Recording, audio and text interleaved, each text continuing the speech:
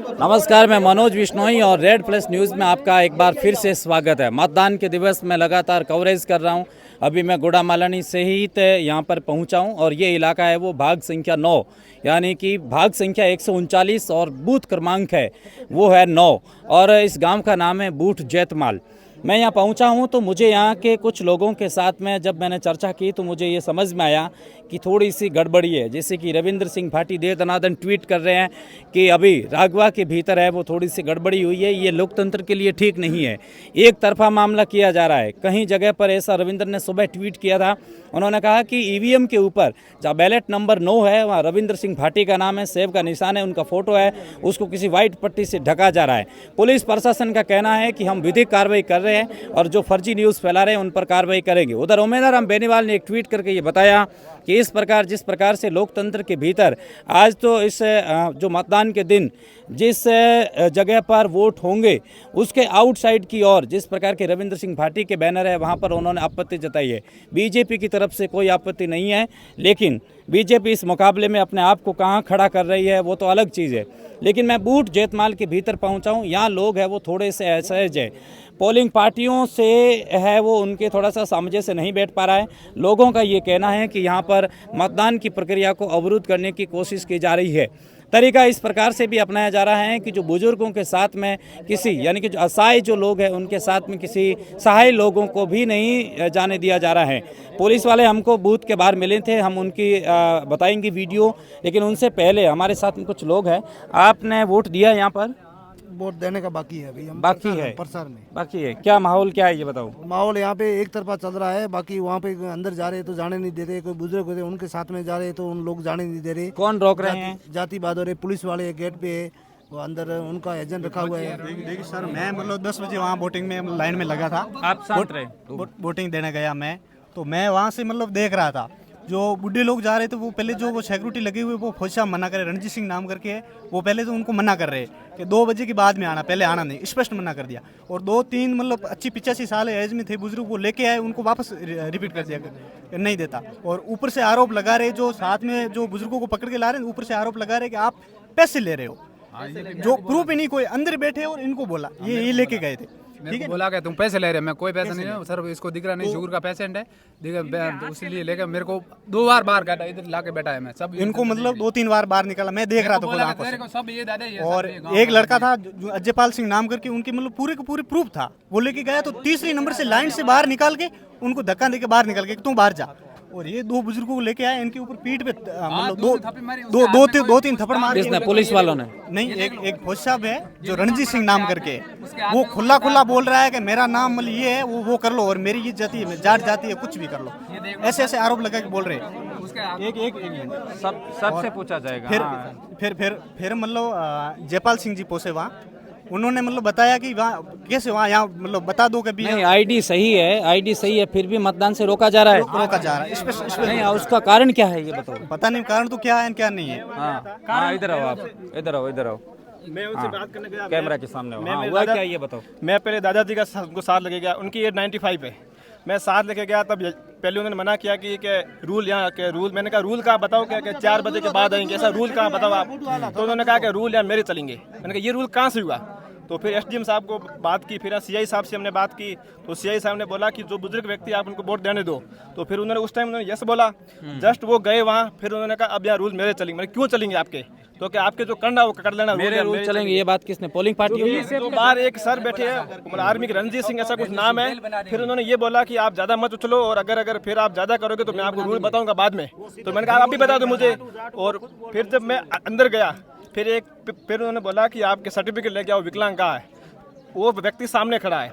फिर एक मेंटल महिला आई, उनका मैं साथ में लेके आया सर्टिफिकेट, शायद अभी वहाँ बैठे हैं, वो पूरे मेंटल, उनका सर्टिफिकेट था राजस्थान सरकार का, वो दिखाया तो कि यहाँ कोई मेंटल नहीं है। फिर उनका एक बयान आया कि इस गांव में सभी बुजुर्ग, सभी विकलांग है, सभी मेंटल है, सभी मतलब कि बुढ़े ही है, इस तरीके का कर रहे हैं और खुला जातिवाद कर रहे हैं। और वहाँ गए तो मैंने कहा एसडीएम साहब से बात हुई है और ऐसा कोई रूल ही नहीं है बुजुर्ग, तो उन्होंने बोला कि यहाँ का एसडीएम मैं ही होंगे। क्या ये सच है कि लोगों को रोका जा रहा है? बिल्कुल ये सच है। नहीं, आईडी वगैरह सब सही है, स्वयं व्यक्ति पूरा सही है, फिर भी उनको वोट देने से रोका जा रहा है? बिल्कुल आपके सामने एक व्यक्ति खड़ा है, अजयपाल सिंह नाम का, ठीक है। जी जी जी जी बोलो। मेरा नाम उदय सिंह है। जो कि मैं वोट देने के लिए गया था, जब मेरा आईडी प्रूफ एकदम सही था, रोका, आधार कार्ड लेके आया, बाद में मेरे को रोका और अंदर एक सर ने मेरे को गन भी दिखाया कि तुम फर्जी है। मैं फर्जी, मेरा प्रूफ मैंने पूरा सही कर दिया, बाद में भी वो गन भी दिखा रहे और लाठी भी दिखा रहे। आपका उनका ज्यादा चल रही है अंदर, मतलब पार्टियों की ओर चल रही है। नहीं, ऐसा क्यों कर रहे हैं, कोई आइडिया? क्या पता, मेरा एकदम आईडी प्रूफ सही था। बाहर से फिर आपने वोट दिया क्या? वोट दिया 1-2 घंटे के बाद में उन्होंने रोका, गन भी दिखाया, लाठी भी दिखाई। उन्होंने आपका पूरा जोर लगाया। क्या आपने उनको बोला भैया मैं मेरा आईडी प्रूफ वगैरह सब सही है, आप क्यों रोक रहे हो? हाँ, मैंने उनको बोला, उन्होंने कहा सही नहीं है। बाद में मेरा पूरा प्रोफाइल मतलब फाइल घर से मंगवाया, बाद में दिखाया, बाद मेरे को वोट देने दिया। नहीं, जब मेंटल की बात कौन करे, तभी उनका सर्टिफिकेट भी साथ में था, फिर उनको क्यों रोका गया?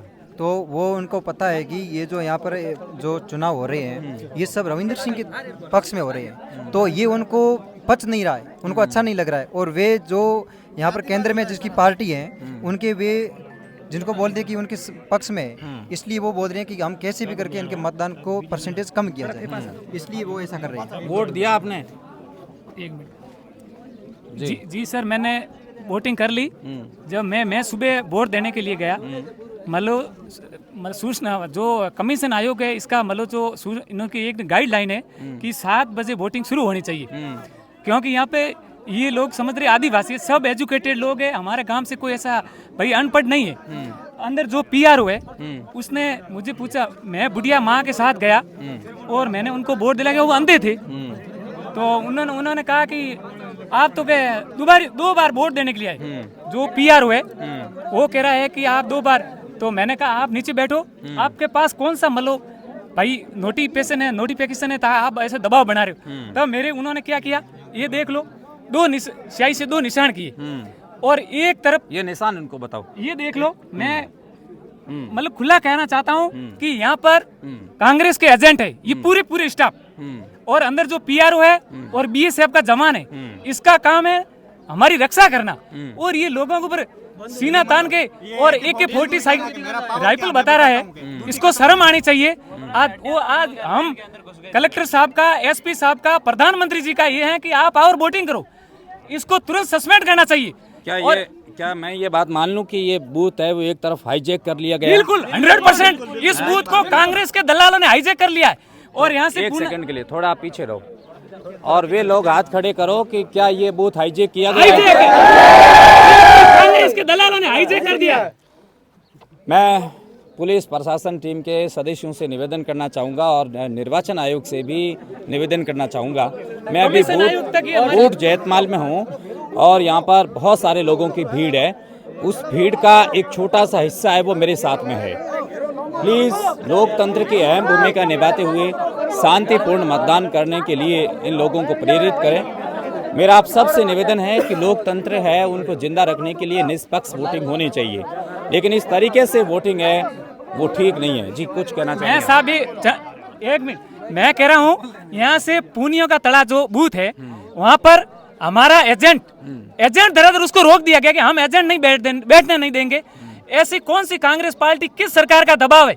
एक बीएसएफ का जवान है और वो सीने से गोली बता रहा है और धक्का दे रहा है, एक बुढ़ी माँ उठ नहीं सकती, और गवर्नमेंट की गाइडलाइन है, गवर्नमेंट की गाइडलाइन है कि आप इसको वीर चेल पर बैठा करके वोट दो, उसका काम है हमारी रक्षा करना, और वो धमकी दे रहा है कि हम एजेंट बैठने नहीं देंगे, हमारे ऊपर सरकार का प्रेशर है। कौन सी सरकार का प्रेशर है? कांग्रेस का है, भारत सरकार का। इस पूरी जो यहाँ बैठे ये सब कांग्रेस के एजेंट है, इनके खिलाफ सख्त एक्शन होना चाहिए। नहीं तो मैं अभी कलेक्टर से, इन्होंने बात नहीं की, मैं करूंगा, एसपी से करूंगा, आईजी, डीआईजी। और ऐसा कौन सा दबाव है कि लोगों को भड़काया जा रहा है, लोगों को डराया जा रहा है? क्या ये सुबह समय पर? सुबह से इन्होंने बहुत लापरवाही की। इन्होंने 7-10 पर वोटिंग शुरू की, हो रहे थे, लेकिन 10 बजे से बुजुर्ग तो 85 साल के थे, उनको रोक रहे थे, उनको 2 बजे बाद में रोक रहे थे। ये कर्मचारी नहीं क्यों रोक रहे हैं? इसमें कोई बड़ा बुजुर्ग है यहाँ पे, कहाँ से ढाणी से चल के आया, वो यहाँ पे पानी पीने के लिए क्यों रोक रहे हो? उनका जवाब पूछा उनसे, नहीं रोक क्यों रहे थे? हाँ, उनका जवाब पूछा तो उन्होंने बोला कि हम है, क्यों रोक रहे हैं वो जवाब नहीं है। चलो ठीक है, मैं चर्चा करता हूँ।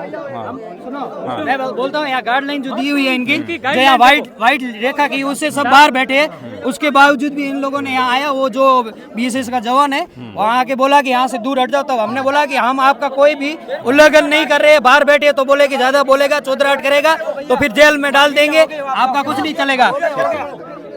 ठीक है, अब मैं कुछ और लोगों से कनेक्शन करता हूँ। क्या आपने हाँ बुजुर्गों से, चलिएगा ठीक है। मैं निवेदन करना चाहूँगा कि लोकतंत्र के लिए आप हमेशा निष्पक्ष मतदान के प्रेरित करें। Team Ravindra, team Kailash Chaudhary, team Ummed Ram Beniwal, मैं सबसे निवेदन करना चाहूँगा कि इस लोकतंत्र की स्वच्छता शुचिता के लिए प्लीज़ आप हमेशा निष्पक्ष मतदान करने के लिए प्रेरित करें। और उन लोगों से भी कहना चाहूँगा कि जो इनके जिम्मेदार है प्लीज़ शुचिता ज़रूर रखें। आज के इस एपिसोड में इतना ही, देखते रहिए रेड प्लस न्यूज़। बहुत बहुत शुक्रिया। बहुत